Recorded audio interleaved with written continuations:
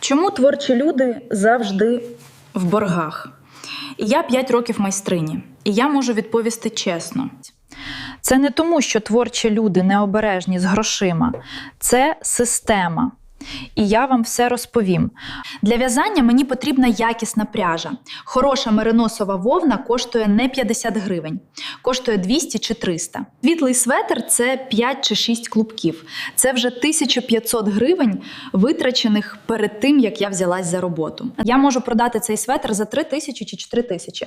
Але якщо я куплю дешеву пряжу, то светр виглядатиме дешево. Клієнти це відчувають. Так що я куплюю якісну пряжу. А різниця між вартістю матеріалу і ціною продажу – це не мій прибуток. Це моя заробітна плата за час.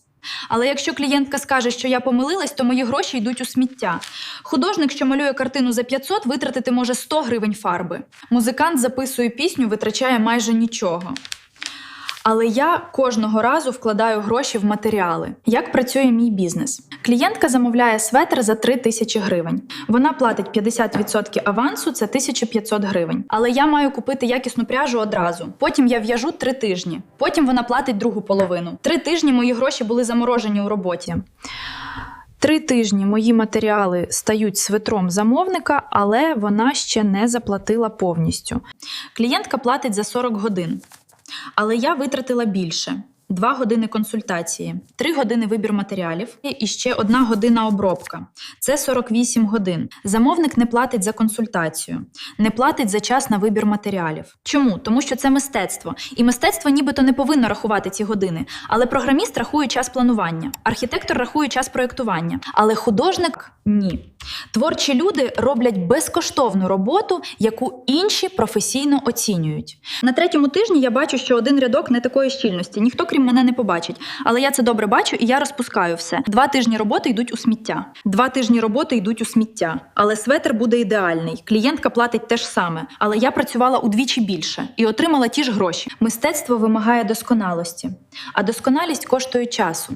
А час – це гроші.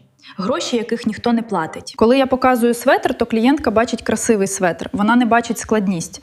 Не бачить, що я в'язала щільність 20 петель на 10 см. Не бачить, що я вибирала колір 15 разів. Не бачить болючих пальців. Вона бачить тільки красивий светр. Коли я кажу ціну, вона дивно подивляється. Думає, що я завищую. Не бачить складності виробу. Бачить красоту. І краса в мистецтві завжди виглядає легко. Наче дитина в'язала за 2 дні. Наче це просто. Але це 2 тижні витонченої роботи. Якщо я би не любила в'язання, то припинила би сьогодні. Я заробляю більше в офісі. Матиму графік, матиму вихідні. Але я люблю в'язання. Люблю торкатися до пряжі. Люблю, коли очі людей світяться, коли вони бачать мою роботу. Я люблю своє ремесло більше, ніж гроші. Я роблю це навіть коли не рентабельно. Витрачаю час на консультації без оплати. Розпускаю роботу, якщо не ідеальна. Перфекціоністка до кісток. І ось чому творчі люди завжди в боргах. Чому творчі люди завжди в боргах? Тому що система не створена для творчості. Але мистецтво – це щось інше. Витрачаєте час. Витрачаєте матеріали, рахуєте на совість. І ніхто не платить за совість, ніхто не платить за досконалість. Якщо ти творча людина в боргах, то це не твоя вина. Але твоя відповідальність змінити це. Рахуй всі години і консультації теж. Підвищ ціни на 30%.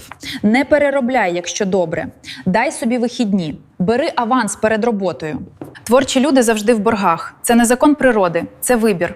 Вибір любити ремесло більше, ніж безпеку. Але ми маємо право змінити вибір. Маємо право платити собі справедливо. Я з нитки і любові дію, і я почну платити собі нормально. Почну піклуватись про себе як про професіоналку, а не як про хобістку. Якщо це відео допомогло, то постав вподобайку. Напиши у коментарях, як ти платиш собі за творчість. Підписуйся на канал. Я з нитки і любові і до зустрічі. Давайте разом змінимо систему.